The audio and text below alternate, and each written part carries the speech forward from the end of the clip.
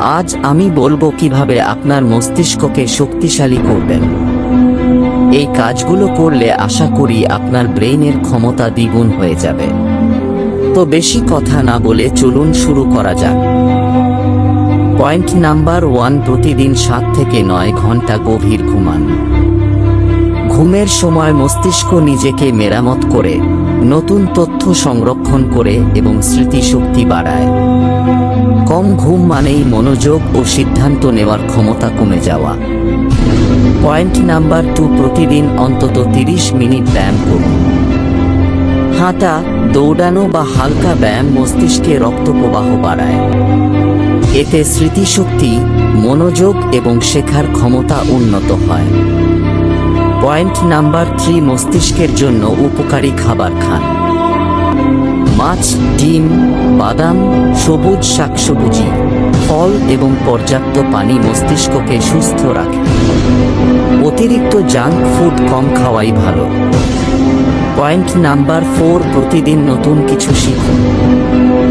নতুন ভাষা, বই, দক্ষতা বা কোনো বাদ্যযন্ত্র শেখা মস্তিষ্ককে সক্রিয় রাখে এবং নতুন স্নায়বিক সংযোগ তৈরি করতে সাহায্য করে। পয়েন্টে নাম্বার 5, মোবাইল ও সোশ্যাল মিডিয়ার অতিরিক্ত ব্যবহার কমান।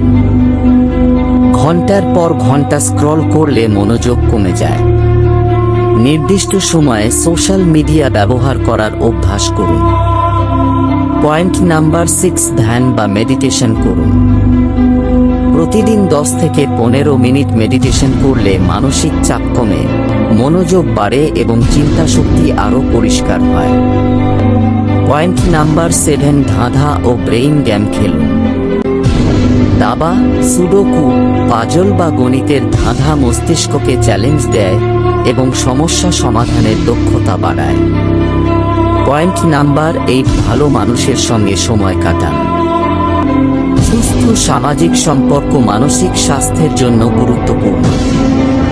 ইতিবাচক আলোচনা ও নতুন অভিজ্ঞতা মস্তিষ্ককে সক্রিয় রাখে। পয়েন্ট নাম্বার 9, স্ট্রেস নিয়ন্ত্রণ করুন। দীর্ঘদিনের অতিরিক্ত মানসিক চাপ স্মৃতি ও মনোযোগের ক্ষতি করতে পারে। বিশ্রাম, শখ এবং সময় ব্যবস্থাপনা এতে সাহায্য করে। পয়েন্ট নাম্বার 10, নিয়মিত পড়া ও লেখার অভ্যাস করুন। প্রতিদিন কিছু পড়ুন এবং নিজের ভাষায় লিখুন। এতে স্মৃতিশক্তি, ভাষাগত দক্ষতা ও চিন্তার গভীরতা বৃদ্ধি পায়। শেষ কথা, মস্তিষ্ক জন্মগতভাবে যতটা শক্তিশালী, তার চেয়েও বেশি শক্তিশালী করা যায় সঠিক অভ্যাসের মাধ্যমে। প্রতিদিন ছোট ছোট ভালো অভ্যাস করে তুলুন, আর কয়েক মাসের মধ্যেই মনোযোগ, স্মৃতিশক্তি ও চিন্তা শক্তির পরিবর্তন নিজেই অনুভব করবেন।